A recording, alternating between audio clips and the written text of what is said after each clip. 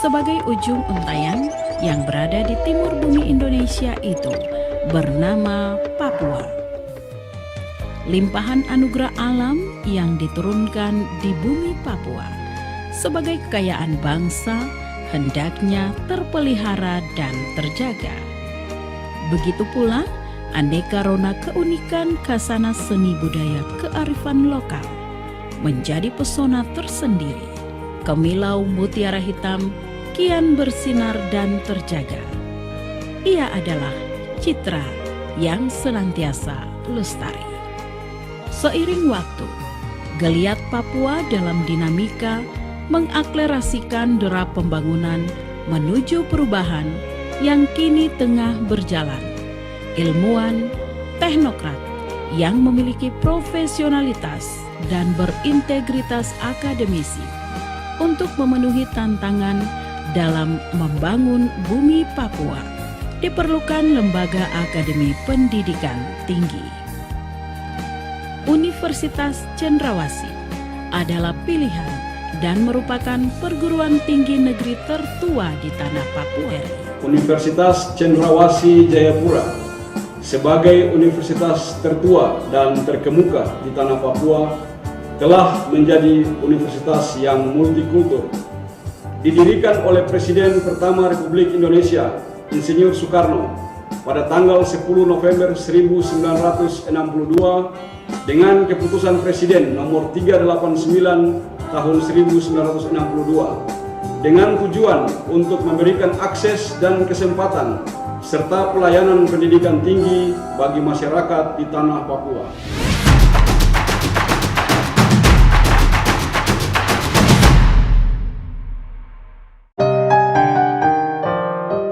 Halo sahabat Indonesia, kita bertemu lagi dalam rubrik Indonesia Maju. Nah, untuk menilik kemajuan Indonesia, saya hari ini akan berdialog dengan tokoh muda dari Indonesia bagian timur, paling timur, yaitu Bapak Dr. Apollo Sapanpo. Beliau sekarang menjabat sebagai Rektor Universitas Cendrawasih.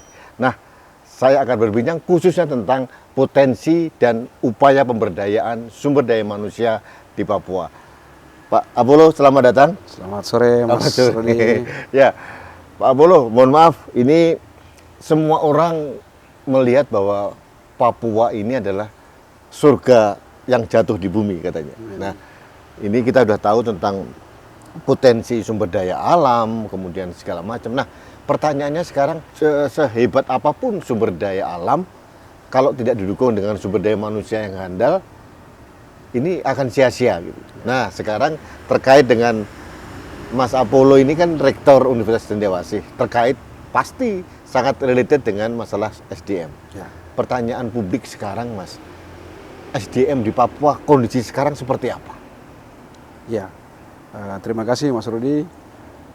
Sebagaimana kita ketahui bersama bahwa Papua itu sangat kaya akan sumber daya alamnya, tetapi sangat terbatas dalam jumlah atau kuantitas sumber daya manusianya. Kuantitas atau kualitas? Kuantitas. Kualitasnya? Kualitasnya saya kira bersaing sama dengan daerah-daerah lain di Indonesia. Ya, oleh karena itu jumlah orang Papua yang sedikit ini harus kita tingkatkan kualitasnya sehingga mereka mampu untuk mengembangkan dan mengelola sumber daya alamnya dengan baik dan dapat dimanfaatkan untuk kesejahteraan masyarakat di sana maupun juga untuk rakyat di provinsi, bangsa dan negara. Nah, Mas Apollo, sekarang di Papua ya, khususnya di Papua ini potensi sumber daya manusia itu yang muda berapa persen ya dari kita, dari segi usia di sana itu? Iya, jadi kalau sesuai dengan data statistik, penduduk di Provinsi Papua saat ini kurang lebih 4 juta. Di Provinsi Papua ya? Ya. Oke. 4 juta ini kalau kita distribusi berdasarkan usia, misalnya 0 sampai 6 tahun, itu jumlahnya berapa, itu usia bayi. Gitu. 6 sampai 12 tahun, berapa itu usia SD. Gitu. Terus 12 sampai 15 tahun usia SMP dan seterusnya. Untuk penduduk Provinsi Papua yang berusia antara 18 sampai 24 tahun usia kuliah itu kurang lebih 400.000. Nah, itu berarti 1/10 dari total penduduk. Oke. Nah, dari 400.000 penduduk usia kuliah yang bisa kita tampung di Universitas Cendrawasih hanya kurang lebih 33.000. Oh, Jadi itu sekitar kurang dari 10%. Iya, kurang dari 10%, kurang lebih 8% dari total anak-anak usia kuliah. Oke. Mungkin sebagian dari mereka kuliah di luar Papua Oke. atau kuliah di luar negeri, atau mungkin mereka tidak dapat kesempatan untuk ikut mengenyam pendidikan tinggi karena berbagai kendala atau keterbatasan, misalnya kendala biaya, Oke. kendala geografi dan lain-lain. Gitu. Oleh karena itu memang kita perlu bantu generasi muda di Papua untuk kita bina, kita didik, kita dampingi agar mereka dapat bersaing di masa yang akan datang. Nah, sebagaimana kita tahu bahwa tujuan dari bangsa-bangsa di dunia melaksanakan pembangunan di berbagai sektor itu satu dan sama, yaitu kita ingin masyarakat kita sejahtera. Nah, untuk kesejahteraan itulah kita melaksanakan pembangunan. Dan pembangunan ini pada hakikatnya ada dua, yaitu pembangunan fisik dan pembangunan non-fisik. Nah, ini sudah sesuai dengan apa yang dilakukan oleh Bapak Presiden selama ini, di mana pada periode pertama beliau lebih mengutamakan pembangunan infrastruktur, dan di periode kedua ini beliau lebih mengutamakan pembangunan sumber daya manusianya. Nah, itu sudah sesuai. Sesuai juga dengan amanat Undang-Undang Sistem Pendidikan Nasional kita nomor 20 tahun 2003. Iya. Nah, oke. Mas Apollo, dari potensi 400.000 yang tertampung di Uncen hanya 33.000 sekian. Ya. Sisanya mungkin ada yang kuliah di Jawa, di daerah lain, atau mungkin di luar negeri. Nah, tapi saya menduga kok masih banyak yang belum tertampung, belum mendapatkan kesempatan. Ya.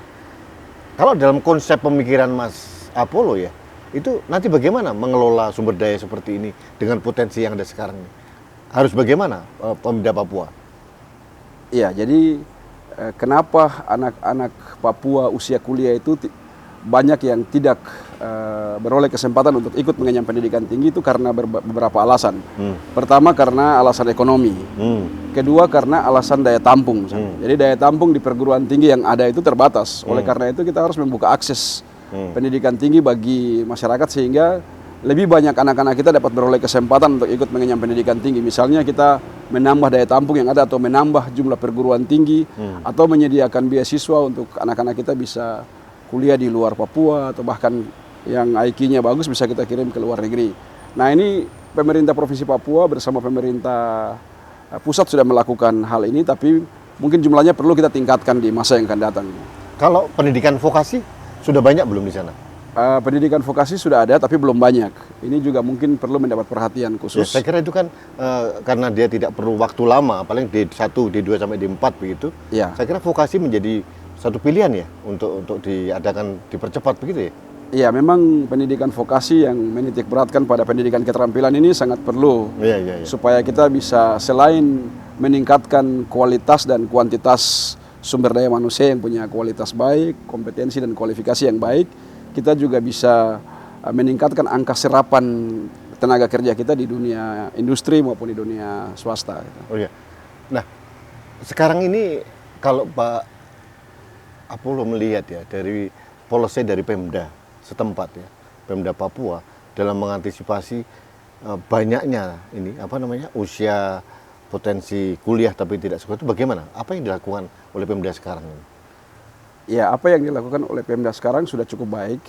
Antara lain dengan memberikan beasiswa kepada anak-anak yang menempuh pendidikan tinggi baik di Papua, baik di perguruan tinggi negeri maupun swasta, bahkan juga keluar Papua dan keluar negeri. Tapi mungkin ke depan kita perlu mengurangi jumlah yang keluar negeri dan bisa kita tingkatkan jumlah yang di dalam. Karena kalau kita mengirim semakin banyak anak-anak kita ke luar negeri, itu kan kita investasi keluar gitu. Iya. Jadi investasi keluar itu kan dia tidak akan kembali gitu. Tapi kalau kita invest di sini dengan membangun gedung kuliah, membangun laboratorium, melengkapi peralatan, setelah digunakan oleh angkatan ini, itu asetnya masih bisa digunakan oleh generasi berikut gitu. Jadi asetnya tidak hilang. Mas Apollo, di Papua sekarang ada berapa perguruan tinggi ya? Untuk perguruan tinggi negeri itu ada 3 universitas negeri. Oke. Ada Universitas Cendrawasih di Yang Jayapura, paling besar ya. ya Universitas Negeri Papua di Manokwari, Oke, dan baik. Universitas Negeri Musamus di Merauke. Oke, yang lain, yang swasta? Kemudian ada Politeknik Negeri di Fakfak, Oke. dan juga ada beberapa perguruan tinggi negeri keagamaan lain Oke, ya. iya. Tapi untuk perguruan tinggi swasta yang terdata di LL Dikti, Lembaga Layanan Pendidikan Tinggi, yang dulu Kopertis, itu kurang lebih sekitar 56 perguruan tinggi. Nah, saya bicara masalah kualitas pendidikan nih. Ya. Mas Apollo sebagai rektor pasti tahu ya. Nah, sekarang potensi kualitas SDM dari teman-teman kita, adik-adik kita di Papua itu seperti apa? Kalau mengacu pada di Universitas Cendrawasih sendiri. Ya, jadi setiap tahun itu kami meluluskan kurang lebih 4.500 wisudawan dalam 3 kali wisuda setahun. Dan kita menerima 1 tahun juga 4.500. Jadi jumlah yang ada di universitas sudah sustain gitu. 4.500 yang keluar dan 4.500 yang masuk. Dan mereka yang lulus itu rata-rata punya IPK di atas 2,5. Oke. Dan yang masalah adalah pertumbuhan lulusan dengan pertumbuhan dunia kerja itu kan Belum sama. sebanding. Belum sebanding, Oke. ya. Jadi artinya daya serap belum bisa nampung semuanya ya? Belum bisa ya. Oke. Lalu bagaimana strateginya ya? Kalau begitu ya? Ya, memang oleh karena itu pemerintah perlu memikirkan bagaimana kita menyediakan lapangan pekerjaan bagi para lulusan kita di berbagai sektor, baik di bidang pemerintahan maupun di sektor swasta dan industri. Sebab kalau tidak, pengangguran itu berpotensi menimbulkan kriminalitas dan masalah-masalah sosial lain. Pengangguran yang berpendidikan lagi. Ya, ya. Pasti akan tingkat kerawanannya lebih tinggi. Ya. Lebih tinggi. Nah, sekarang begini, apakah program Linking Med ya pada saat mahasiswa sekarang ini belum lulus, yang sekarang digalakkan oleh Menteri Nadiem ini, Ya. bahwa mereka harus magang dulu sekian bulan di perusahaan swasta, atau itu jalan nggak di sana? Ya, tahun lalu kita siapkan perangkatnya. Perangkat itu peraturan, instrumen, dan tata cara pelaksanaan. Dan tahun ini mulai hampir semua perguruan tinggi di Indonesia sudah mulai menjalankan. Iya.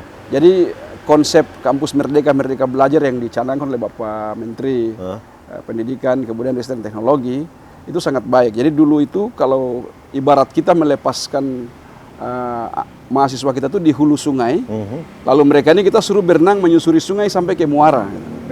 Tapi kalau kita bandingkan dengan program kampus Merdeka Belajar, itu kita melepaskan seseorang di tengah laut. Oh, Dia boleh berenang kemana saja. Gitu. oke.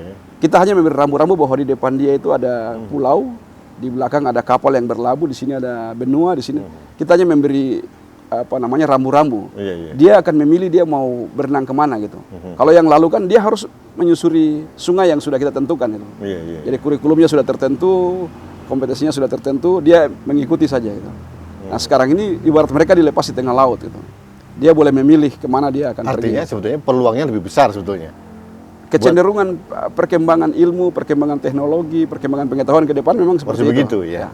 Oke, Pak Apollo, sebagai tokoh muda di Papua yang menjadi harapan untuk Papua dan Indonesia sekarang, konsep apa yang ingin Anda sampaikan kepada publik Papua dalam menangani masalah SDM ini?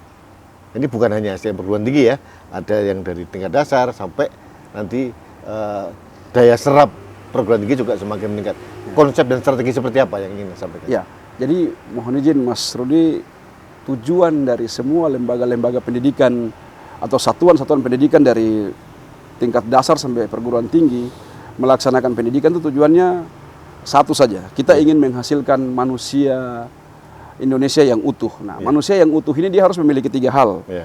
Yang pertama, manusia yang kita luluskan dia harus memiliki iman, karakter yang baik, budi pekerti yang baik. Lalu yang kedua, dia harus memiliki ilmu, memiliki pengetahuan dan memiliki teknologi yang tinggi.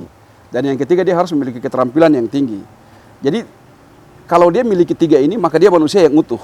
Kalau salah satunya tidak dimiliki, dia tidak utuh. Misalnya dia itu punya iman, takwa, budi pekerti luhur, tapi tidak punya ilmu, tidak punya pengetahuan, itu dia nggak utuh. Demikian juga sebaliknya, ilmunya tinggi, pengetahuannya tinggi, teknologinya tinggi, tapi karakternya kurang bagus, itu dia tidak utuh. Oleh karena itu, desain kurikulum itu harus ada kompetensi sikap, kompetensi pengetahuan dan keterampilan itu yang penting harus ya? dimiliki. Ya. Penting itu ya? Ya. Karena Nelson Mandela mengatakan bahwa the very important things is not the gun, but the man behind the gun.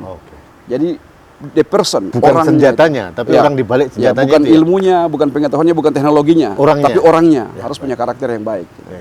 Nah, kalau kita bicara karakter, local wisdom di Papua, ini kan menimbulkan local genius yang luar biasa. Ya. Mas Apollo punya harapan besar nggak terhadap local genius yang bisa menumbuhkan karakter Papua dan karakter keindonesiaan kita ini?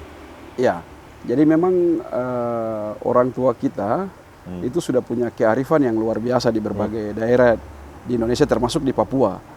Jadi ini juga sejalan dengan perkembangan yang sedang terjadi bahwa diprediksi pada tahun 2045 nanti, tahun di mana bangsa kita akan merayakan 100 tahun kemerdekaan, itu jumlah generasi muda kita akan mencapai kurang lebih 100 juta. Wow. Dan jumlah itu adalah jumlah terbesar nomor 5 di dunia. Setelah China, India, Rusia, dan Amerika. Kita kelima. Di Asia kita nomor 3 setelah China dan India. Tetapi di Asia Tenggara kita nomor 1. Nah, jumlah yang banyak tapi kalau kualitasnya rendah, maka kita akan dipimpin oleh bangsa-bangsa lain. Nah, sebaliknya kalau jumlah yang besar ini kualitasnya tinggi, kualifikasinya tinggi, kompetensinya tinggi, maka kita akan memimpin. Oleh karena itu memang kita harus segera mempersiapkan anak-anak muda kita untuk menjadi pemimpin di masa yang akan datang. Dan karakter yang Bapak sampaikan ini menjadi poin yang sangat penting, karena orang bijak mengatakan bahwa ilmu, pengetahuan dan teknologi ini tidak bisa kita kuasai. Hari ini kita kuasai ilmu yang ada hari ini, besok ada ilmu baru yang orang temukan. Demikian juga pengetahuan dia berkembang, teknologi berkembang.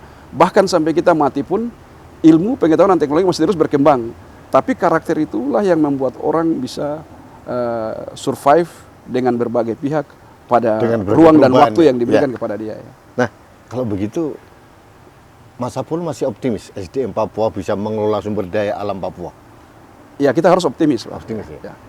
Kalau katakanlah Tuhan menghendaki, Anda diberikan ruang dan peluang untuk menjadi pemimpin Papua misalkan, entah Papua yang mana saya nggak tahu. Kira-kira masalah SDM ini akan menjadi prioritas Anda atau tidak?